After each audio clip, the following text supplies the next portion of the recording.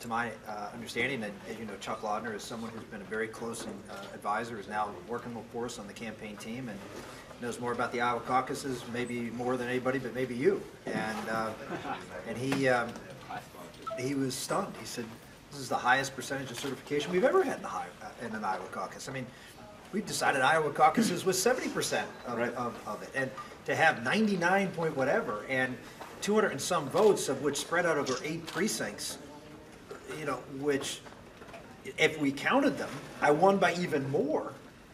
To suggest that somehow or another that was an inconclusive result is bizarre. I mean, if you look at what's going to happen in South Carolina tomorrow, when they certify that, they're going to throw out more votes, probably as a percentage of spoiled ballots here in South Carolina than what Iowa did. And that's why this, for your chairman, not to defend the process and say, look, we've done as good as anybody has done, and I kept making sure every single vote counted, and to say that it was inconclusive, you know, it was tough enough they didn't get the count right in the first place. Mm-hmm.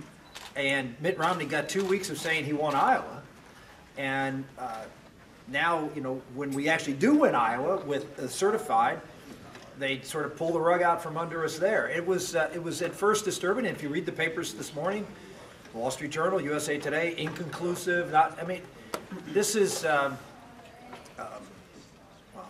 it's just frustrating. I mean, it was bad enough that we would clear the winner on the day that Rick Perry drops out of the race and somebody drops a bomb on Newt Gingrich. You know, it's bad enough, and then to be called inconclusive just makes it a little bit more difficult. Is the problem the certification process? It's my understanding that they were in communication with the campaign throughout. Yes. Or is it a problem with the actual head and the spokesperson of the party? Because I got the email that said certified votes. I got an email at 4:51 yesterday morning. When I woke up, looked at my, you know, my tablet, and there it was. Matt Strawn, the chairman of the committee, said, "Congratulations, you know, here's the final vote. Congratulations." And I thought, you know, solid, 34 votes. Mm-hmm. And then next thing I know is my wife Karen is calling me, almost in tears, saying, "Fox is saying you didn't win because the chairman of the party is out there saying they can't determine a winner. All the other networks, I guess where he wasn't on, said you won." Right. And yet the person where the chairman of the party is saying, "No, you didn't win." And that sort of started a little bit of a nightmarish scenario. And I heard from our supporters. Kim Lehman, the national committee woman, called and said, "We're setting this straight. This is absurd."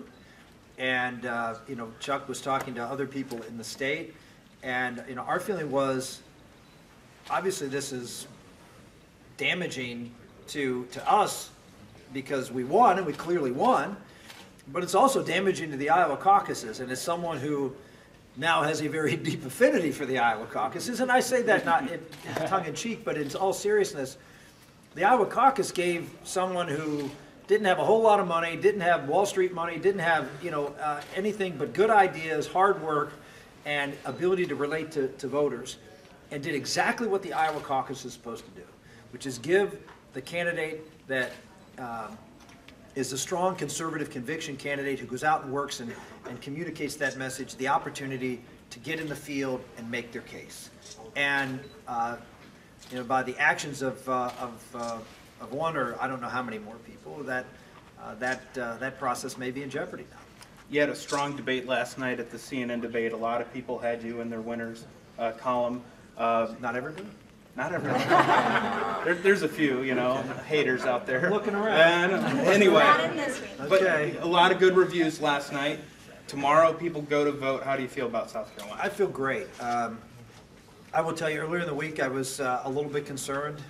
You know, we felt like you know, we were trying to catch a little lightning in the bottle. I thought the debate on Monday night was okay, but certainly not my best effort. And you know, I think we saw the effects of that in the next couple of days. I think a couple of things happened on our front. We decided it's time to fight back. We started running ads to say, you know, look, this is a race. You're not talking about, you know, just picking the best guy. You're talking about picking the best guy that can beat Barack Obama and govern this country. And I've sort of narrowed the message down to those two things. And And I think what we did last night in making that case to the people of South Carolina, that there's one conservative in this race, not two, not three. There's one conservative in this race that is the definitive matchup against Barack Obama. And if South Carolina wants to communicate that message to the country that we want a conservative who can best match up against Obama, then you have one choice. And I think that was the message we delivered. And with the bump from Iowa, that at least, thank goodness, John King gave us on CNN, Sure. and eventually Mitt Romney, I think, conceded that combination, and maybe some of the other problems that the Romney campaign is having, the Gingrich campaign is having, sort of coming together right now and creating an opportunity for us to rise. I don't know if we can, how high we can get in a 24 to 48 hour period. As you know, there's early voting here, and some people have voted already, but we feel good that we're going to do a little better than some of these most recent polls have suggested. Well, good luck. Thanks for stopping. Thank you.